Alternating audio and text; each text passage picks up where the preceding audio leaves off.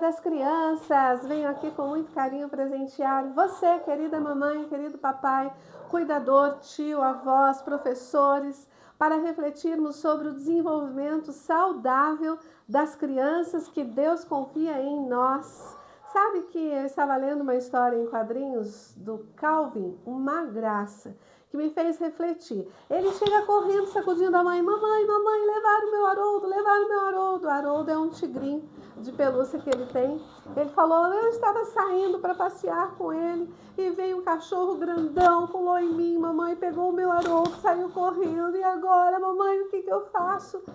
E a mamãe olha para ele e fala assim, olha filho, se você não andasse por aí carregando o Haroldo para tudo que é lugar que você vai, talvez isso não teria acontecido. Veja, a criança veio em busca de ajuda para resolver um problema e a mamãe, na melhor das intenções, claro, porque mãe não erra, mãe tenta acertar, acabou causando um outro problema, acusando o pequeno Calvin de ser culpado pelo cachorro que levou o seu bichinho Haroldo, sabe? Aquela frase que diz assim, cuidado com esta criança, porque aqui contém sonhos. Não quebrem os seus sonhos. A primeira necessidade que você, querido adulto, teve enquanto bebê e o seu filho tem é a necessidade de afeto, de carinho e de presença. Quando essas necessidades não são atendidas, nós corremos o risco de desenvolver nos nossos filhos a falta de pertencimento e de aceitação pessoal. Sabe que esse tipo de prejuízo pode levar a sermos adultos que não conseguimos encontrar o nosso lugar de pertencimento. Ah, como é que eu sei se por acaso eu sofro desse prejuízo? Se você é aquela pessoa que vive trabalhando o tempo todo, buscando ser útil, se não consegue sequer sentar à mesa e desfrutar com a sua família, aquele almoço, você fica ali preocupado em servir todo mundo, não sentam, é o último a sentar, e quando as pessoas começam a terminar de comer, você vai, recolhe os pratos, quer guardar as coisas em potes, sem ao menos conversar um pouquinho, pode ser que você tenha uma falta de pertencimento desenvolvido como um esquema, de acordo com as teorias do esquema, e também do apego seguro, de John Bowlby, teoria de esquema de Jung. Então, quando nós nos vimos nesse papel de estarmos sempre buscando ser útil para ser aceito, pode ser que não foi desenvolvido em nós esse sentido do pertencimento e da aceitação pessoal.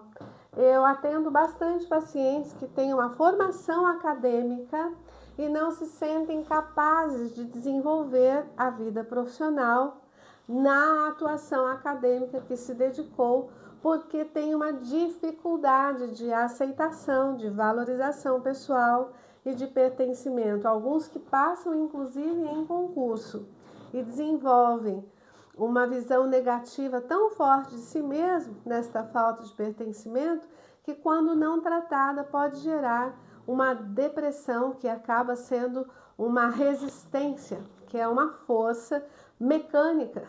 Eu gosto muito de informar que não é sobre o que você quer, é sobre a doença que pode ter chegado até você quando seu corpo te deu alguns sinais e você, em vez de buscar a solução do problema, você acabou remediando, toma ali um medicamento, cala o sinal do corpo e vai desenvolvendo uma visão negativa de você mesmo, vai desenvolvendo a possibilidade de um isolamento social, porque se você não tem valorização pessoal, você não se sente digno ou digna de estar na presença dos outros, e isso pode estar na raiz de uma falta de aceitação, de valorização pessoal e de pertencimento. Fica de olho em você, se por acaso você se percebe naquele sentimento de inutilidade. E todas as críticas destrutivas que chegam até você, do tipo, olha aí, você não é capaz de cuidar de você mesmo, você acaba aceitando.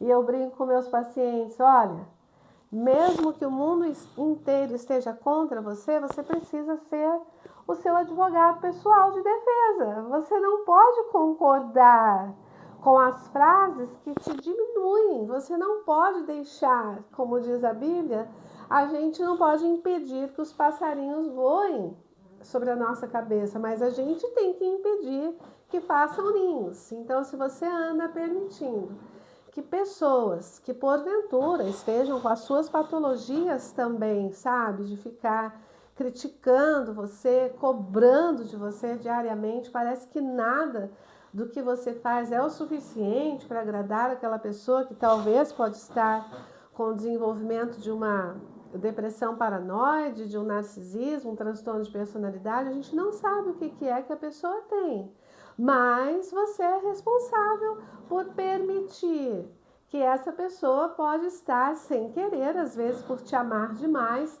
fazendo ninho aí na sua cabeça, te oprimindo, te exigindo.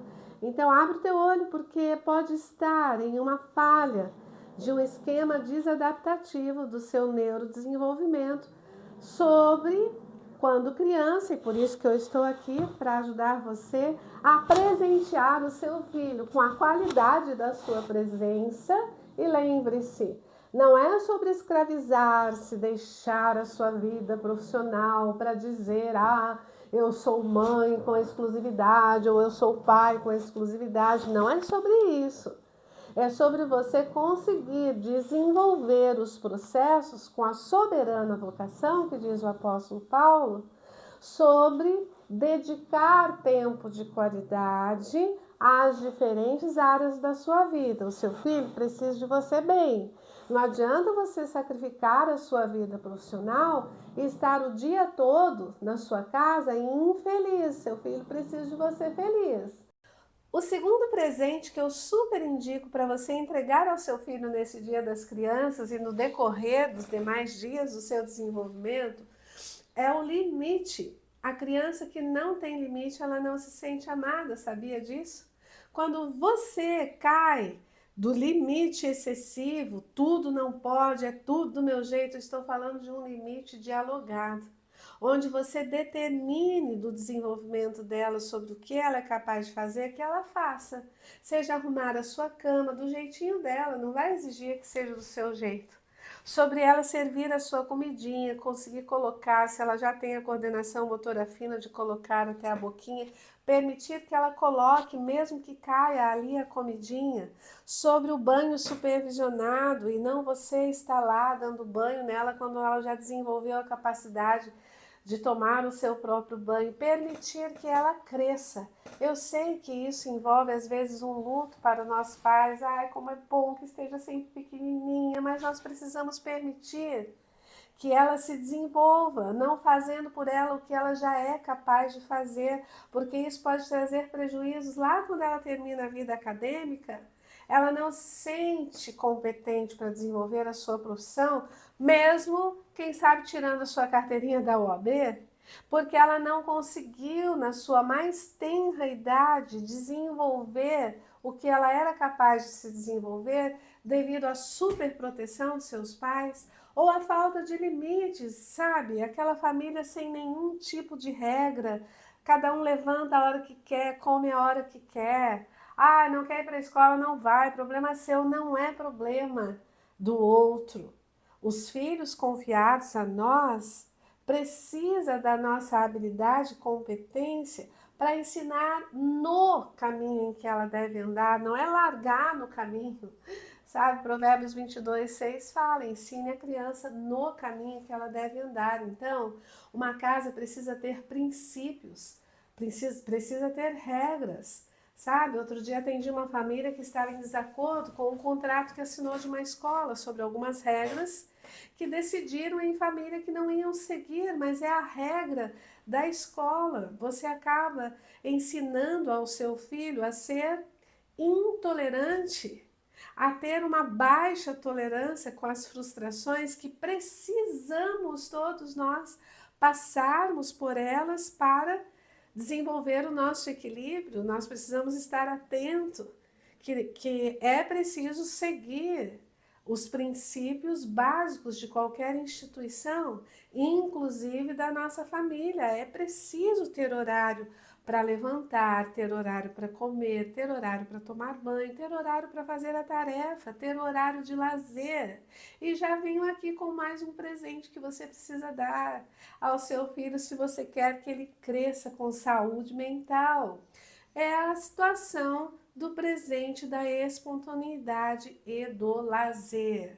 Cuidado se você percebe que a sua vida foi dirigida de um modo de que para ser útil precisa estar trabalhando o tempo todo. Se você não viu seus pais tirarem férias, não faça a repetição deste genograma que pode estar adoecido. Sobre a importância do descanso, faz parte dos 8 medicamentos para a manutenção da saúde. Você sabe quais são esses 8 medicamentos? O descanso é um deles. O respirar ar puro é um deles. A água, a luz solar, a confiança em Deus, a espiritualidade, a religiosidade. É importante, faz parte do pacote da saúde mental, a alimentação enquanto investimento de buscar o melhor alimento enquanto matéria-prima para o teu cérebro, para o teu corpo. Não dá para comer qualquer coisa. Então, se você quer que o seu filho tenha regulação emocional, qual é a modelagem que você está dando para ele quando você está lá com um suco de ameixa, para não falar aqui o nome, né? Os refrigerantes, eu não quero que meu filho tome, mas você está tomando. Cuidado com a modelagem. O nosso exemplo, a prática do nosso comportamento fala mais alto do que as nossas palavras. Quanto à espontaneidade, que é um presente que você pode dar ao seu filho, enquanto regra de saúde emocional, é a validação das suas emoções. Se o seu filho chega para você informando que um coleguinha fez algo que ele ficou triste, não adianta você olhar para ele e falar assim, capaz que você vai ficar triste com isso. Isso é invalidar, é não permitir que ele tenha espontaneidade de ter as emoções dele. Ele precisa aprender a regular. Sabe, quando ele chega com raiva de algo ruim que fizeram para ele, você diz, você está dando importância para isso, mas que bobagem, você fica nervoso à toa. Isso é invalidação emocional. É poder conversar, olha filha, vem cá, ou filho, vem cá, vamos conversar sobre isso. Olha, você tem razão, isso dá raiva mesmo, mas a gente precisa se controlar. Daqui a pouco seu coleguinha pode estar passando com algum problema, por isso ele agiu dessa forma. Mas olha, fique atento. Caso ele faça isso com você de novo, converse com a professora, converse com o monitor. Se ninguém resolver o que esse coleguinha está fazendo para você, que você não está gostando, volte a conversar comigo, que eu vou te instruir outra forma de tentar resolver isso. Quando esgotar as formas do seu filho tentar resolver, aí então você marca uma reunião, sabe? Cuidar para não ser explosivo. O quê? Ele fez isso com você? Amanhã eu vou lá, eu vou conversar com ele, vou procurar o pai dele. Seu filho fica amedrontado de contar alguma coisa para você. A gente tem que cuidar muito para que quando os nossos filhos contem para nós algo que é preciso ser resolvido, para a gente não causar outro problema para ele, né? Outro dia recebi um adolescente que estava apavorado que a pessoa ali do aplicativo, o homem, colocou ali na frente um filme pornográfico, sabe? Quando o celular fica na frente ali do vidro para mostrar a direção, ele colocou para rodar um filme pornográfico. E o adolescente ficou apavorado porque falou para mim que se contasse para os pais não iam mais deixá-lo sair com o aplicativo e ele tinha que ir aos lugares. Então, como é que ele iria fazer para ir aos lugares? Então, cuidado, porque o nosso esquema pode ter sido desadaptativo. E não vamos esquecer da liberdade, da espontaneidade que precisamos permitir aos nossos filhos chorar sim quando eles caem, informar para eles que aquela dor você compreende, que você está ali para ajudar, para dar a mão, para levantar, e não dizer para eles assim, levanta aí, você é homem, não chora não, impedindo os nossos meninos de terem a vida emocional ativada para acolher o outro também. Ou não diga assim, quando casar, Sara, quando casar fica mais complicado ainda. É agora que o seu filho precisa que você o levante, que você entenda que ali está doendo, que você ofereça um gelinho, que você o leve para lavar ali o machucadinho, informar para ele que não tem problema, que ele chore quando ele sente dor e que ele precisa falar do que ele está sentindo, não precisa esconder que caiu, não, com medo de apanhar porque chorou, porque estragou a bicicleta. Nós precisamos estar atentos em não estarmos repetindo genogramas do nosso sofrimento, daquilo que nós olhamos, do que fizeram conosco e a gente achou que nunca iria fazer com o outro, quando a gente vê, a gente está fazendo. Busque ajuda se porventura você tem percebido a repetição de padrões geradores de infelicidade e geladores mesmo, que gelam o nosso comportamento, que não nos deixam quentinhos e acessíveis à dor do que é mais importante na nossa vida, os nossos filhos, a nossa criança. Feliz Dia das Crianças. Um beijo, um abraço apertado a todos e que possamos estarmos refletindo diariamente na importância de buscarmos a sabedoria que vem de Deus para que, de fato, ensinemos as nossas crianças no caminho em que elas devem andar para que, quando cresçam como nós, não se desviem dele. Um abraço.